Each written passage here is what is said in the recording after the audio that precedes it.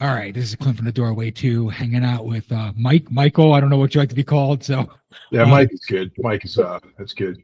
cool. From Tombs, thanks for doing this. Really do appreciate it. Like I said, really digging this new record and the last record, especially. Those are the two I've really listened to quite a bit. But like I said, thanks for doing this. Really do appreciate it.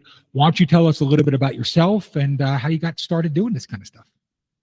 Oh, Mike Hill, the remaining original member of Tombs, and doing this. Damn, coming up to almost 20 years. Been doing Yeah. it, man. It's been a while, man. Time flies. It's some say time is a flattened circle. So it's been a while doing this, but yeah, I mean, music has always been part of my life. I've always veered more into the darker recesses of music. Back when I was a kid, you're learning what's what, and then I think the big formative moment of my life was hearing Black Sabbath for the first Nice. time. I mean, yeah, I listened to Zeppelin and Rush and bands like that, which was awesome because just starting to learn how to play guitar at that age. I heard the Dio version of Sabbath first. Same And I here. was like, yeah, it's, you don't know. Back then, there was no internet. So you just kind of got things as they came to you. And I was like, oh, this is cool. I heard of this band, Black Sabbath. I see dudes with like denim jackets with the, Black Sabbath on the back and everything.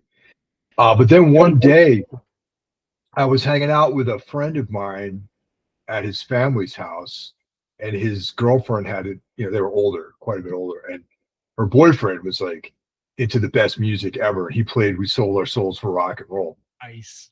which is the greatest hits record, but it has all the important tracks on that.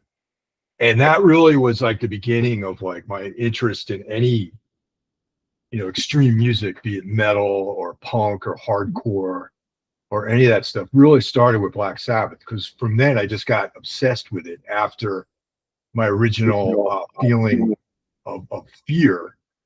Like when I first heard the song Black Sabbath, right?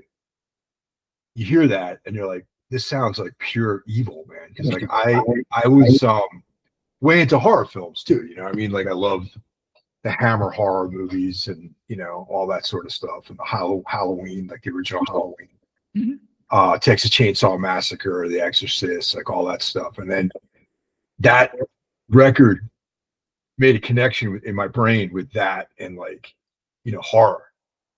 And then music and horror films and the horror genre became sort of like connected in my mind. And now I'm like, oh, this is like something that I thought I was unique being into, but then I started meeting people who were into it as well. And then, from there it was like Metallica, Slayer, Black Flag, or the more evil, like hardcore bands I liked. I'm not really big into hardcore, but I like, like Poison Idea, like Black Sure. Flag and the Cro-Mags and stuff like that. Yeah, and then one day there used to be a radio show, or there still is a radio show from WXCI, which is like a Western Connecticut Community College. And I lived like, I grew up not too far from there on the New York State side. And they had a metal show. And Lars Ulrich was talking about black metal and the record by Venom.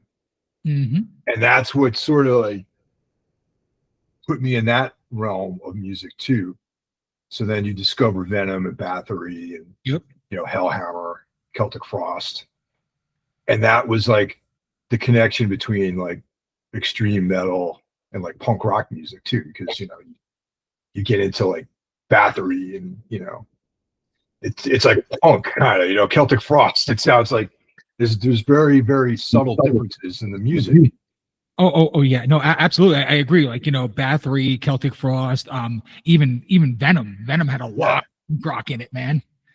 But it was more the sound that I liked with punk was not so much the lyrical content and the philosophy or whatever. It was more just like I like the drums and the guitar tones and everything. And Celtic Frost had all that stuff, but they were their lyrics were more into like darkness and like evil and that kind of stuff.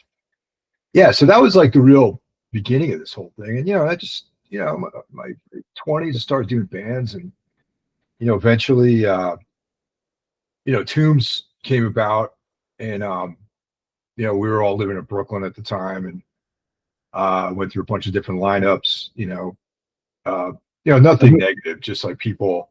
It's really hard doing this stuff. It's hard. It's hard to do a band like this that has a limited popularity. Like, we're not massive or anything, but the demands are very, very hard for some people to maintain for year after year. And people's lives change, they get married, they have kids, they do things like that, and so they cycle out of the band, and that's totally understandable. No one makes a living doing this, Right. For me, it was just like the mission of making this music and expressing these feelings through the music was what kept me interested all these years. And it was a really good platform for me to explore, a lot of different interests I had musically. Because if you listen to Winter Hours and you listen to Feral Darkness, you can see a lot of differences. Oh yeah. There's a lot of development, a lot of experimentation. There's a lot of growth, over that time span. And I just feel really fortunate that people are still interested in listening to Tombs. It's been a very fulfilling, creative venture for me. Cool. No, that's awesome. So that kind of ties into exactly the first question I was going to ask. So you kind of put a bow for me, man. I was going to say, after 6 full-length records, like, where do you think Tombs' musical style lies? Because, like, I was going to say the same thing. From Winter Hours to Feral Darkness, it's a very different band. It's almost not even the same band at all. So. Yeah, no, fair enough. I mean, yeah, it's a lot of time to pass, man, if you think about it. And life goals change, and also your perspective changes. And for me, I just got like deeper and deeper into the sort of almost philosophical end of the thing, as far as like expressing ideas about,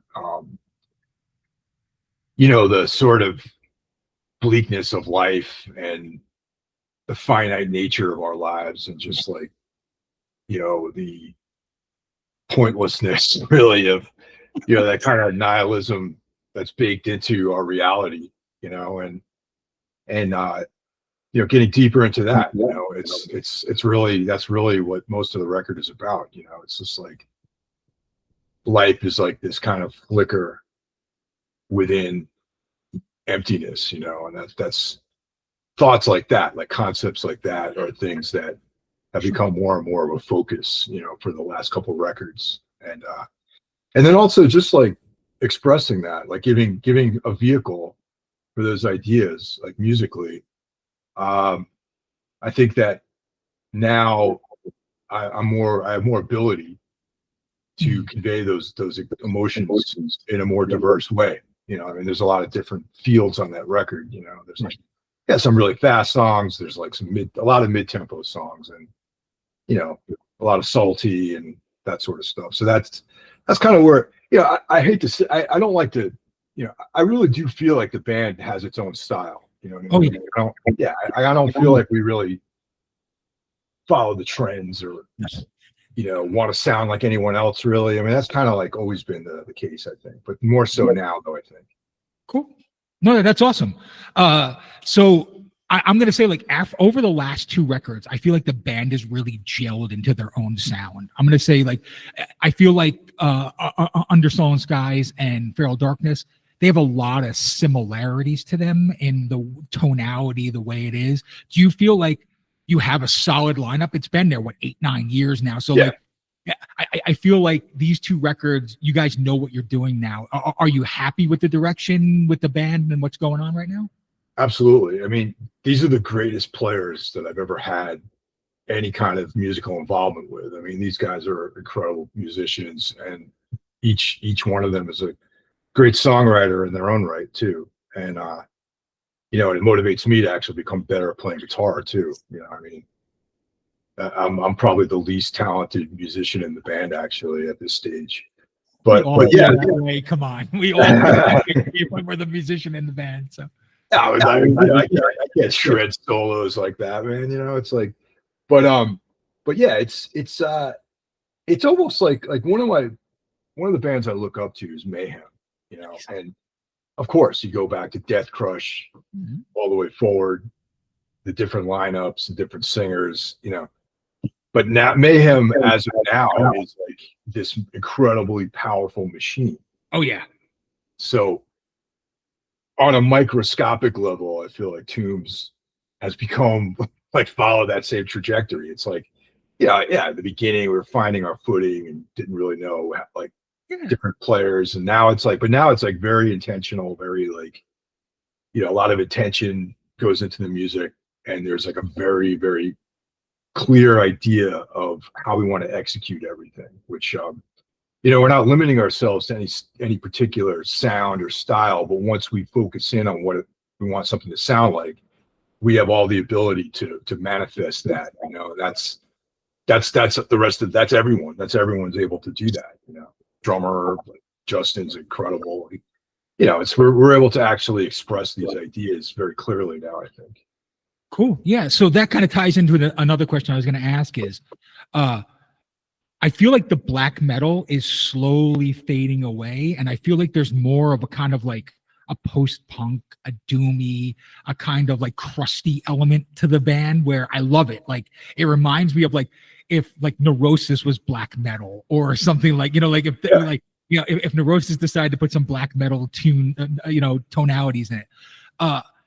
Do you feel like the band is moving away from the original kind of black metal vibe? Because early on, it was truly kind of, it was rooted in more of a blackened kind of vibe. Yeah. I feel like you're exploring and experimenting more now. Do you feel like that it's just maybe comfortableness now versus like we really were finding our way on those first couple records? I mean, I think that it's never, there's never really like an idea of doing anything like that stylistically. Okay. It's always like, well, all right, we got these songs, we know it's going to sound like us. Mm-hmm. And it just turns out to be that way. Because like actually for the pre-production, which lasted for like almost 5 years, because like, we didn't, in all those tracks and ideas that we had leading up to this and how we were thinking about doing this album, we were like, yeah, let's do this like super fast, brutal, very extreme record. But it didn't turn out anything like that. And it's like we have songs like that we wrote that are like 200 BPM, like okay, like very, very lacerating tempos and extreme and all that sort of stuff. But it just felt like those songs were cool, but they weren't really like the best output for us. You know what I mean? So we just kind of follow like the muse, I guess, for not to sound too pretentious about it, but you kind of follow the path that is revealed to you, so that's why I think a lot of the kind of these like post-punk like elements kind of found their way. But there's plenty of black metal bands that have that element, I mean, even Mayhem, Mayhem like Attila has like these very like dark vocals too, aside from the from the extreme stuff that he does too. He did straight up electronic music at one time. Like, let's just be honest. Like, some of his greatest stuff isn't even metal. Like, yeah, I agree. And that's why I was asking. That's what I thought. It was just kind of you guys were doing what you want to do now, and you feel comfortable with the band that you have. So, well, I feel like that style, those two styles of music, those two genres are very closely connected in an emotional way. Like Fields of the Nephilim are like another one of my favorite bands. Love them. They are like, the concept of the band is not that much different than black metal, really. No. It's like occultish, they explore like, ideas of nihilism and the occult and all that stuff in the music. And, it has this very dark vibe to it. And that's not that much different, from like bands like Mayhem and like Watain and, No, I agree. I mean, even stuff like Sisters of Mercy. Just like look at. They're one of the bleakest, darkest bands in the world out there. Sure. They're not playing black metal, but they could play with a black metal band, and I don't think anybody would be upset with that show in any way, shape, or form. So I totally agree with that. Yeah, absolutely. Cool. So you've gone through a lot of label changes throughout the years. You like kind of cluster in the beginning. You were with Relapse, but then every record essentially has been on a different label.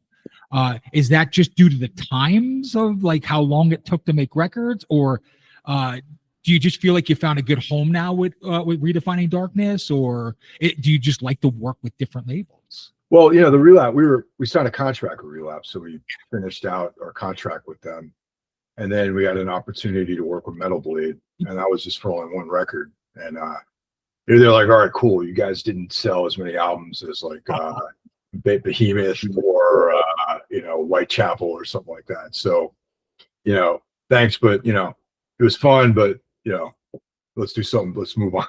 Yeah. And then Season of Mist came around because they were, you know, I had a pretty lengthy relationship with their U.S. Rep, Gordon Conrad, who used to work at Relapse, and a lot of those people that were in the U.S. branch of Season of Mist were ex-Relapse people. So that was a great opportunity to work with them. So we did a couple of things with them. We did, you know, the Monarchy of Shadows EP, Under Sullen Skies, and the Ex Oblivion.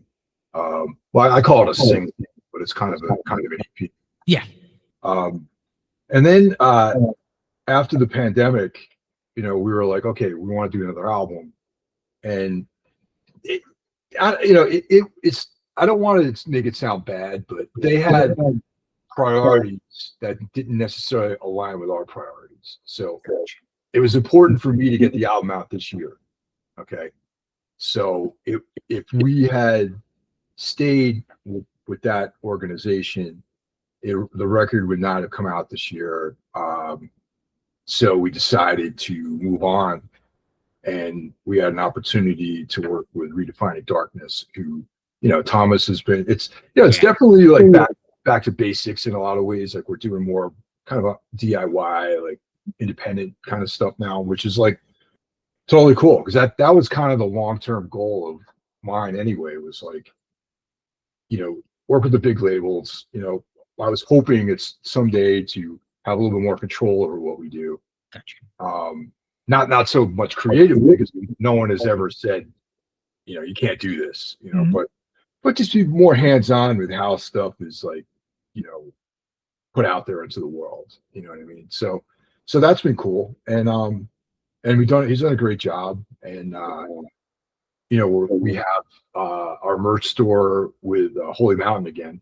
So that's always really cool too. We just have like actually today it came out. It's you know, the Feral Darkness, you know, exclusive Holy Mountain design LP, and there's like a 28-page zine that's connected with that's collated with it, and yeah, the zine is like original fiction I wrote, and like an interview that I did with only appearing in this magazine. So it's like, you know, it's fun stuff like that, you know, which is like with larger labels, sometimes you get too many people involved in decision making and involvement, you know, and so it's fun doing it this way, you know.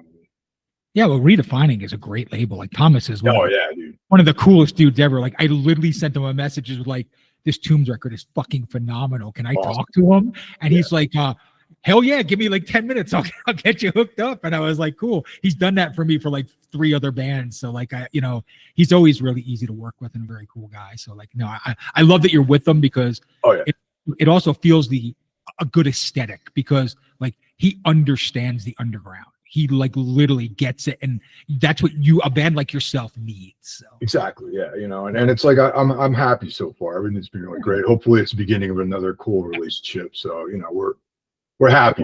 Everyone's stoked. You know, I love the label. You know, it's great. Cool. So let's kind of talk about the newer record. I feel like it's got more of an experimental avant-garde vibe at times. All right. And that's a good thing. Like to me, like I love that you guys are pushing the envelope and stuff. Like there's almost hypo-negative or kind of like Sister of Mercy vibes on this record. Like where I feel like the record before that you were hinting on it, but this time you kind of threw it into action. When you were making this record, was there anything that was like off the table? Like, oh no, like you had riffs that just weren't going to be on this. Like you said, some stuff was really super extreme but didn't really make the record. So, nothing was off the table. It was just more of like, what sounds like it's complete. You know what I mean? Like sometimes you might have this like sick like riff, but then the three other parts that go with that riff don't really work. You know what I mean? Where it's like, oh, I got this great idea, man. And it's just like that one part's cool, but the rest kind of sucks. You know what I mean? So it's like, all right, we'll shelve that one. Maybe we'll work on it again. And we probably will. There's actually like right off the top of my head, there's 2 songs that did not make it on the record that there's like, they were kind of built around parts. You know what I mean? And those parts are good. So now we got to make a song that is worthy of those parts, you know? So anyone who's listening, who's in a band, totally understands. Yeah, absolutely. You know, you get what I'm saying. Yeah, right? I totally get it. Yeah. So as far as like style or anything, we just kind of threw it all out there because like it's a collaborative record too. I mean, like Justin and Drew wrote a lot of the material too, not just I didn't provide all the riffs really. You know, it's like, you know, some of my favorite songs are the ones that Justin and I wrote together. Like he'll have a riff and I'll have a riff. We'll send them each other and then go down to the space and then fit everything together. And you know, it's like awesome when it's like that. You know what I mean? And that's kind of like the best way of working, I think, with these guys is like everyone has a lot of ideas. And that's never a bad thing, you know. It's just sifting through the ones that work and the ones that don't, you know. And for myself, having enough like being in control of my ego to give up stuff that I wrote, and also be open to having other people be part of the process. You know, that's really cool. Yeah, no, collaboration's always great. I don't disagree. You remind me a lot of this band Chrome Waves. I don't know if you know who they are. Oh yeah, we work with those guys. Yeah, I know. So yeah, I figured. But you remind me a lot of them because they kind of done the same thing.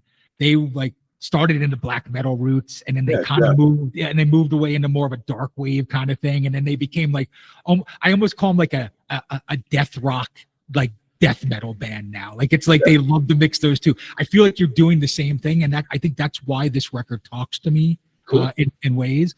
There are 2 songs on this record that I find phenomenal, and I just kind of want to talk to you about them, and you can kind of give me feedback on it. Sure. First one's Granite Sky.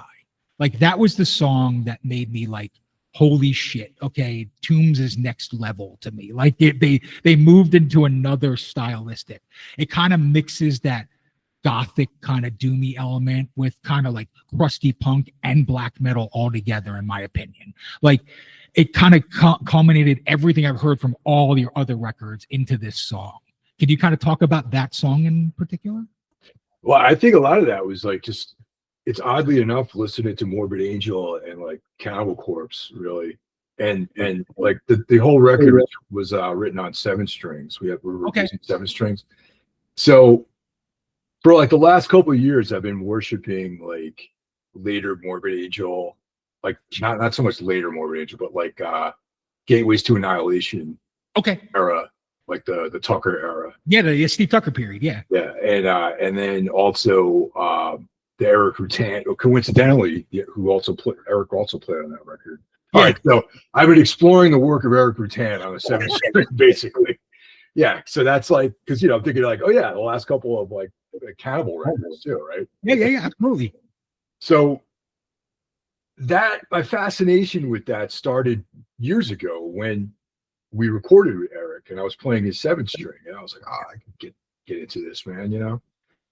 And I just couldn't quite figure out a way to make it work with this band. And then, several years later, we're writing with the 7 string and that 8 standard tuning. Yeah. And I think that really is like kind of the crux of that song. You know what I mean? It's like, nice. It's like that. And then layering on top of it, like, my love of, kind of the vocals in that there's that one section where they're like inappropriately goth. Like, I love it. I love it. Absolutely. Yeah. So I was like, I could do like some sort of guttural like vocal part, but I think it'd be really cooler to do like this kind of like, subtle, nice, kind of darker like approach to it. So I didn't want to be so obvious, but I also wanted to, I wanted to have the crushing death metal, but I also wanted the vocals to be in contrast to that. You know what I mean? Cool. And then the other song is Nightland. because I feel like it's the opposite side of Granite Sky. Like I feel like it's the two pieces of the puzzle that make the record for me. So can you kind of talk about that song too? Yeah, well, Nightland was written pretty much. I mean, I started writing that song before Under Sullen Skies like even came out actually. Yeah, like I had like a couple of songs that had a couple of ideas that I was working with that had similar fields to them. And it was during the pandemic actually, because that record came out during the pandemic, so it was like a lot of time by myself and just playing with no idea about whether or not this is ever going to be anything, and then, but those riffs are the ones that kind of won out, so I had a lot of time to develop it, and yeah, I mean, that's came out of that whole period of isolation and a really, really dark time for myself as well as other people. And, lyrically, it came together around the ideas of death and dying and people dying and people leaving this mortal coil and like wondering about if we all died somehow and just went into this other like multiverse, Gotcha. And yeah, just the idea of like infinity and how minuscule life is, and how it's, meaningless in this like very cosmic sense, and how people try to assign all these like significance to themselves and to the lives they lead and to all like the accomplishments and milestones in their lives, none of that stuff means anything to anything. In a cosmic sense, it's all meaningless, and that's kind of like, everyone wants to have a soul and an individuality, and none of that stuff means anything. So that's kind of what the crux of that song is about, really. Cool.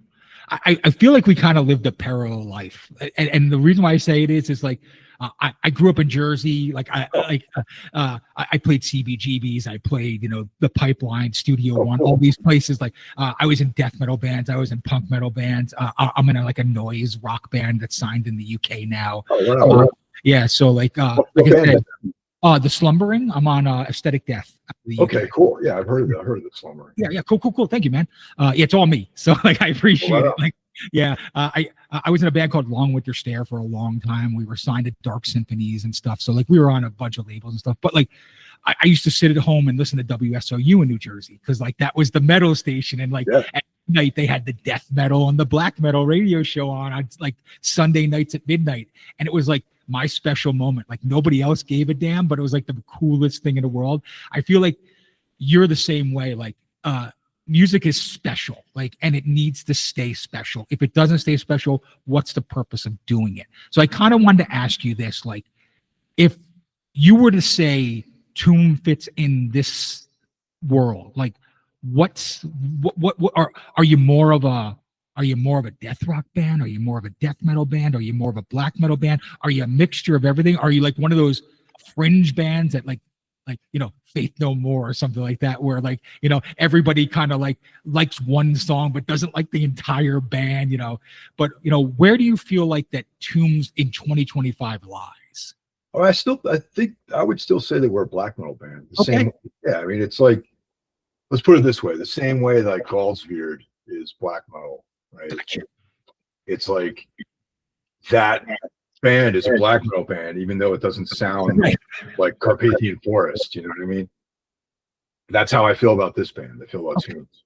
It's like by definition, the bleakness and the darkness and the music defines it as that. Like we're not a death metal band at all. I mean, we could play death metal music, but like we don't have that. Like that's not for me personally. That's not my like my trip. I love death metal, but I don't have the same motivations, I think, to make music as a typical like death metal player does. Sure. My motivations are more on the black metal side of things, where it's more like emotional and kind of philosophical, you know what I mean? And then I would say like the death rock sort of, part comes secondary to that. Yeah, it's like layers on top of it. I totally agree. Like at the core of it, it's black metal, but there's so much like post-punk and death rock vibes in what you do now, which is really interesting because a lot of bands are kind of moving away from that while you're moving towards it now. And I like that because like there's so many good bands that like were once death metal bands, then became kind of like gothic death bands, and then they like shunned themselves from it because it wasn't the cool thing to do anymore. Like, you know, for instance, a band like Sentenced. I don't know if you like them or not. Like, yeah, but like they were amazing early death metal, and then they kind of became like a goth rock band. They're from like they're from Finland, right? Yeah.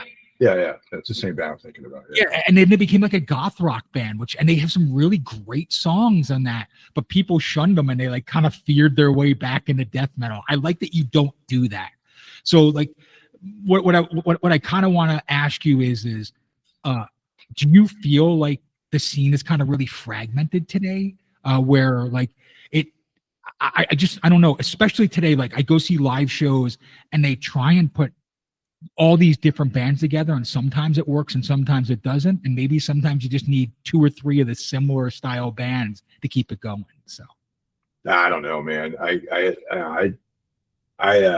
not a very social person. Gotcha. Really. Like I like going out to see bands, but I go in and then I leave. You know what I mean? It's like, you know, I did the last show I saw though was like that Cannibal Corpse, Municipal Waste, Fulci tour, and I thought the vibe on that tour was cool, and all those bands are different. You know what I mean?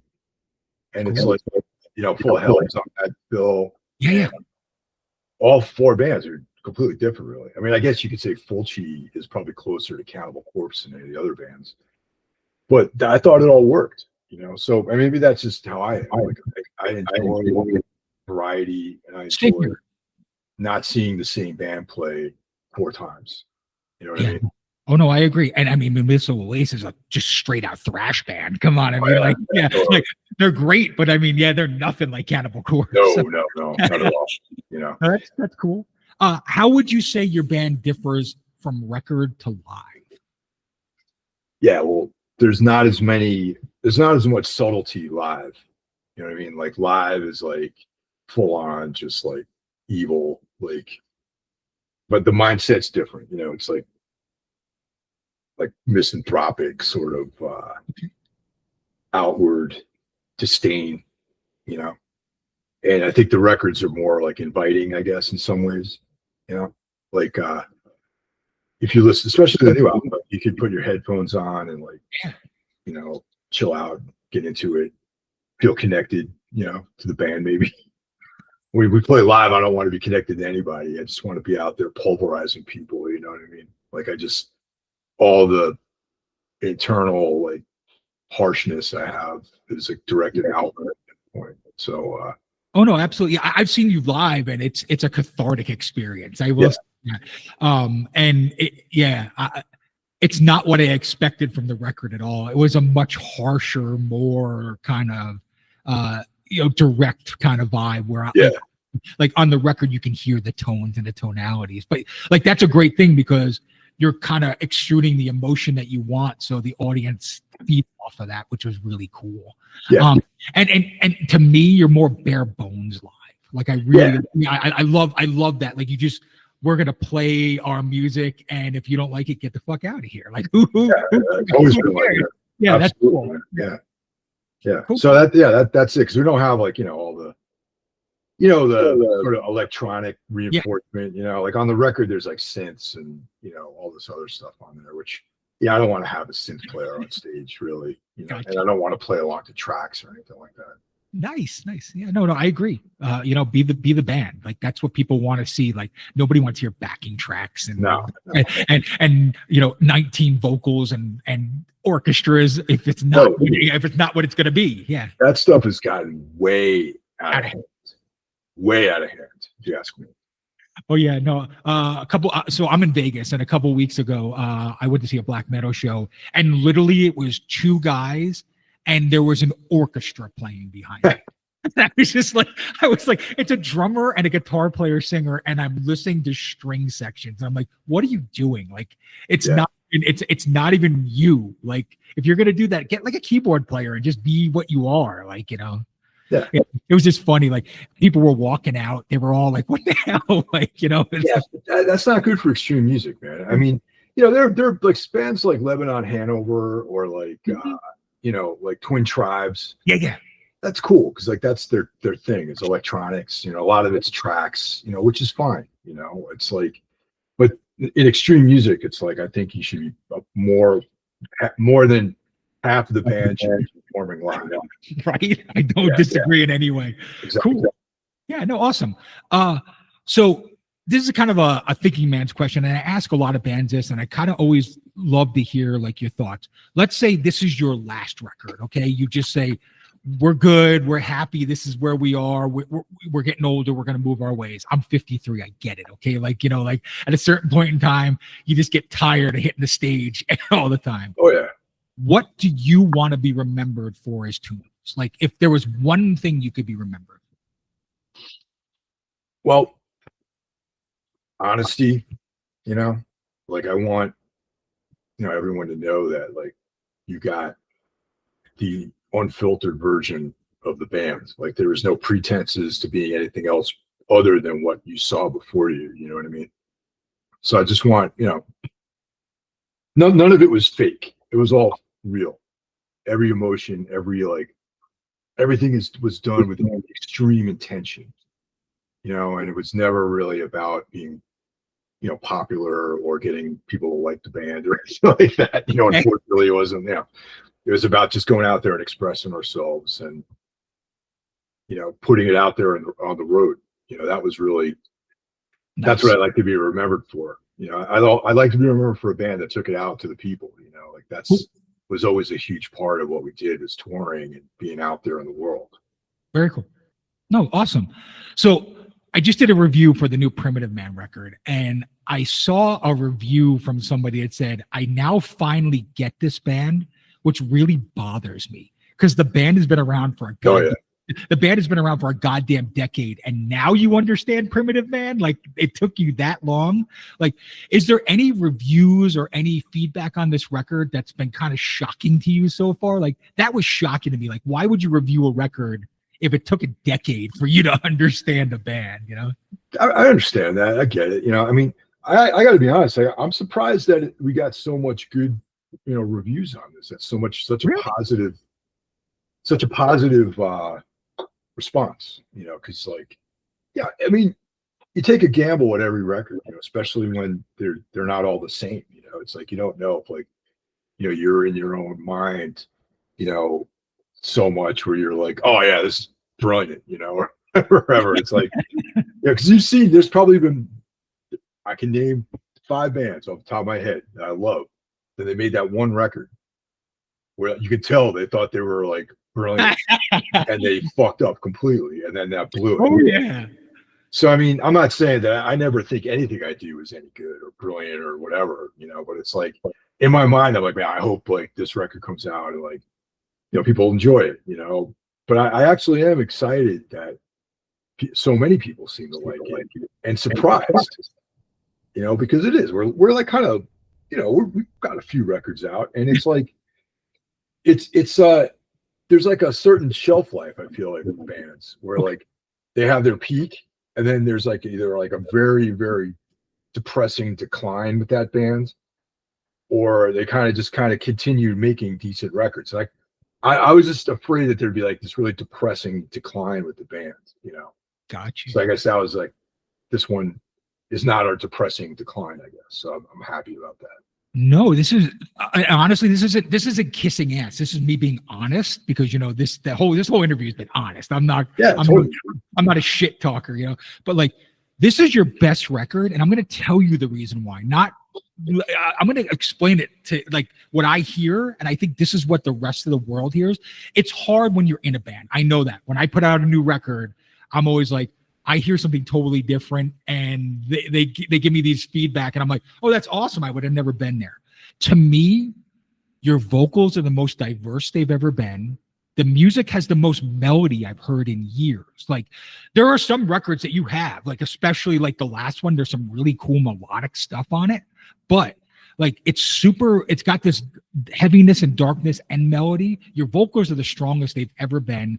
And you throw things in a way that it may be subtle to the ear, but people like myself, musicians, hear it. Like the synth arrangements or the tonality of the guitars, or how I almost in certain songs like almost hear you and the drummer yelling at each other, like slow down, don't go too fast. Like this one needs to have a groove on the back of it. Like why are you blasting on this? Like, and then there's this feeling of like it's a group record. And I feel like for the first time, that's what I hear, where it's always been, I wrote this song on other records to me, because you can tell kind of like, okay, somebody wrote this song because that's the style, or somebody wrote this song.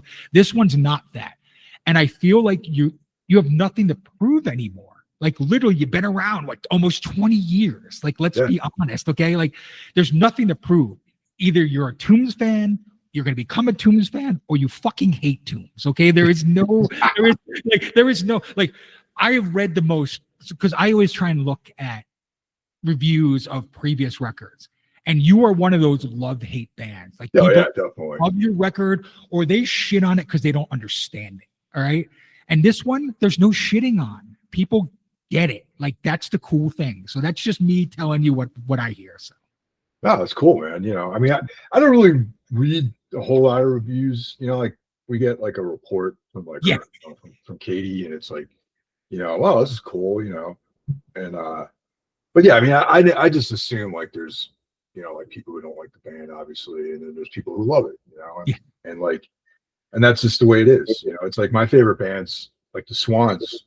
People hated the Swans for like most of their career, and like there is nothing more magical than Michael Gira. Come on, man.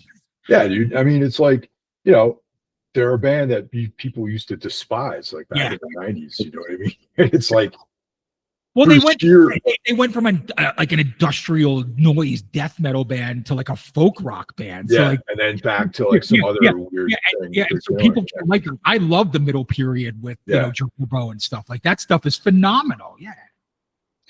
Yeah, just through sheer like will that he persevered. It's just like, that's kind of the thing, I guess, is like having the will to like push through all this stuff too. It's like, to really believe in what you're doing, despite, some dude in his basement who's like, oh, this doesn't sound like, Sargeist or something like that. You know what I mean? And it's like, yeah, I know. It doesn't sound like Sargeist. Really, that's cool. Yeah, it's not supposed to. Yeah. No, cool. Is there anybody you'd like to collaborate with that you haven't collaborated with? Steve Austin from Today's the Day. Really? Awesome. Yeah. On some level, I'd like to collaborate with that guy. Definitely him. And Carl McCoy from Fields of the Nephilim. I would love to write the music for a record that he can sing and write lyrics to. Nice. Yeah. That would be very cool. What do you think of the new Today is the Day record? Have you heard it? Yeah, it's good. Actually, I mean, I check out all the records. I mean, I enjoy it. I do. There's all kinds of different feels on that record, right, for sure. And it feels like middle period Today is the Day, where they got really experimental to me. Like that's what it kind of feels like. And I just wonder if people are digging it or not, because I like it too, but it's not the blasting oppressive Today is the Day. So, it's not for everybody. And I remember discovering them like in the early 90s, and it was just like, when I heard them, I was thinking this was the future of music, really. It was like, I was way into all those amphetamine reptile bands, and I was listening to that kind of stuff, and like Neurosis and like death metal and black metal. And Today is the Day had just like this intensity to it. And especially like Willpower, self-titled. Willpower specifically is my favorite record by them. Well, that's what I was just gonna say. Like Willpower is their pinnacle moment. Like and then the fact that that's a guy with real will to keep going. And that's the thing. I always respected Steve Austin for that reason. because he was a guy that you would never overcome that dude. Like that dude will continue.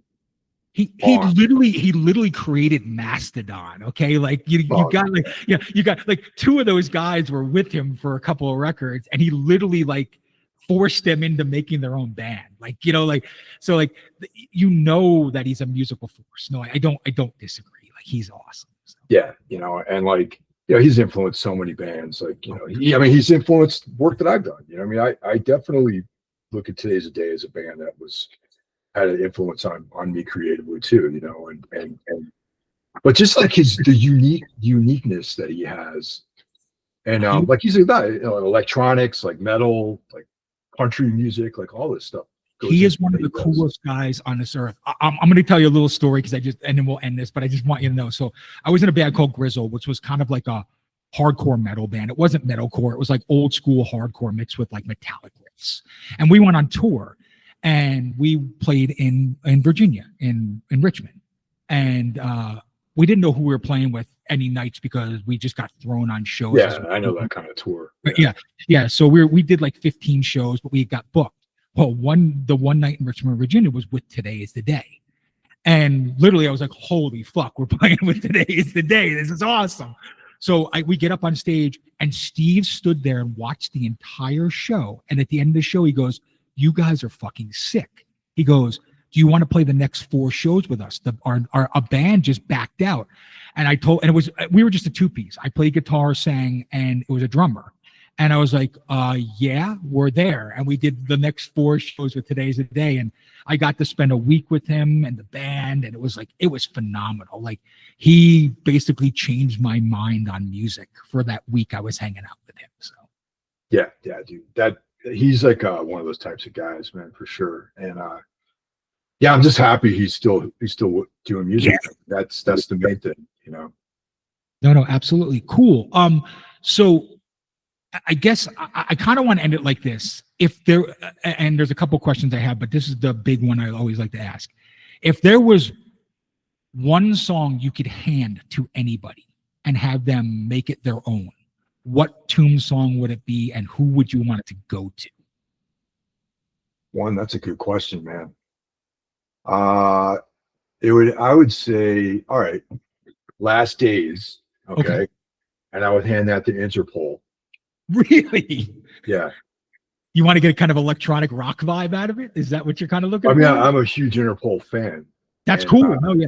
And I think that like the realm, they could toughen up a little bit, if you know what I mean. Like I like their music the way it is, but there have been times where I've listened to Interpol or I've gone to see them or whatever, and I'm just like this is great, but these guys can toughen up just a little bit, and then it would be even sicker than they already are. Nice. So I think Last Days would be the perfect song for them to like toughen up with. Like they could interpret it the way they want. Very cool. And then, but that still might inspire them to kind of like, get a little tougher, Cool. No, that's awesome. So I'm going to let you end it with this and kind of tell us, is there upcoming tours, shows? Like what's the next 3 to 6 months for Tombs look like? Well, we're looking to get out on the road next year. This year, there was like a lot of personal stuff going on that prevented me from being out on the road. And so that's been sorted. And right now we're looking at a couple different options for next year. Unfortunately, that stuff didn't really align too well with having a new album and then not touring. But that's we don't have any set plans, but we're nothing that we can really announce or anything like that. So, but there's options that we're looking into. Cool. Are there gonna be any more videos, any more things along those lines? Any special things that are coming on between now and then? Or well, just right before you and I started recording yesterday, we had the Nightland video came out. So that's probably the opus for promotion for this record. Gotcha. I mean, that video is probably the end of the line as far as that stuff goes. But we you never know. I mean, like I like doing video projects, and we've got a nice collection of people around us that can help actualize that stuff. So I always have ideas for stuff like that. So you never know, maybe something like that will pop up again. Cool. Well, again, Mike, thanks for doing this. I really freaking appreciate it. Your new record is one of my favorite things right now, so I'm really glad we got to talk about it. Outside of that, like, you ever come to Vegas, let me know. I will be there. We'll hang out. We'll talk about a whole bunch of shit. Right on, dude. Yeah, I mean, we played Vegas a few times, you know, and I've been out. I was out there for work a few months ago. So, you know, if had I known, I would have called you up. Yeah, well, now you can just hit me up. Let me know. Yeah, I would be more than happy to hang out. But no, thanks for doing this. Again, Clint from the Doorway too, hanging out with Mike from Tombs. This has been phenomenal. Thanks, man. Good luck with everything. Thanks a lot, man. Have a good day. Bye.